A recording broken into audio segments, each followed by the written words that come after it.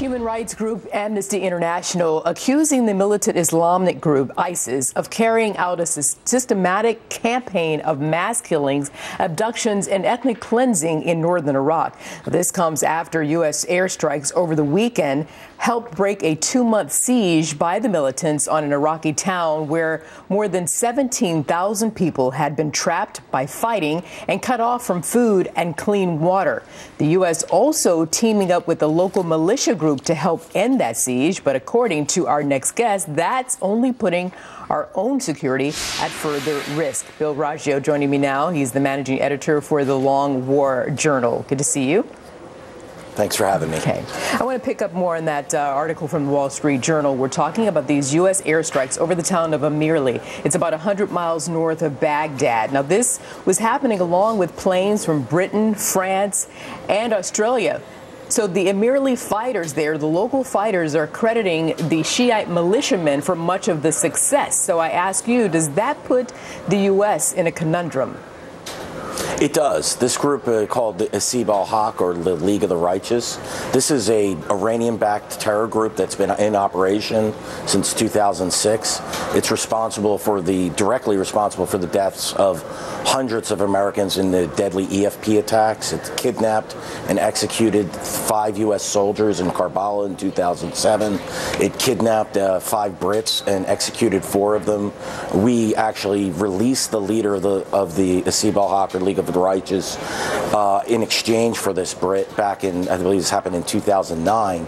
So this is a well-known terror group that 3 of its top leaders are specially designated global terrorists. And this is a group, if the U.S. is going to get more intimately involved in the situation in Iraq, then we're going to have to partner with Iraqi forces, and that will put us close up against groups like Asib al-Haq, because these groups are integrated now and are providing the offensive arm or acting as infantry for the Iraqi military in places like Amirli. So then, Bill, if U.S. airstrikes in Iraq, if it's a foreshadowing of what's to come in Syria, isn't that part of the hesitation on the part of the administration? It's the who they'd be fighting alongside of. No, it absolutely is a reason for hesitation, because if you you go up against the Islamic State, you're in Syria, you're going up against Assad. But I believe that there's ways, particularly in Iraq, that this can be gotten around. The U.S. is insistent that it wants to work with the Iraqi government. Well, the Iraqi government has to push these militias aside, and the U.S. could work with groups like the Sunni Awakening, which were vital for success in the counterinsurgency operations and the surge from 2007 up until the U.S. left in 2011. And these are definitely groups. They're still active. They're fighting the Islamic State, and these are groups that we need to be supporting. We don't need to be supporting groups like the League of the Righteous, even if it's unintentional. These airstrikes, we don't want to serve as the airstrike for Iranian-backed Shia militias.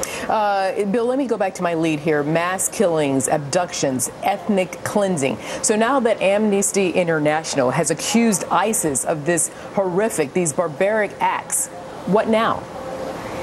Well, the UN is going to send in a team to investigate this further. The Islamic State is doing what the Islamic State has done for practically the last decade. When its previous incarnations, the Al-Qaeda in Iraq and then the Islamic State of Iraq, it conducted executions like these, mass suicide attacks and mass executions. So this is really nothing new. It's just making the press because of the Islamic State's adeptness at using social media like Twitter and other accounts to publicize this. But this is exactly what the Islamic State has been doing all along. It's just been ignored because U.S. officials and the West really wanted Iraq to go away. Oh, boy. Bill Roggio, I want to thank you for your time today, and we'll see you again soon. Thanks, Bill. Thanks. It was a pleasure.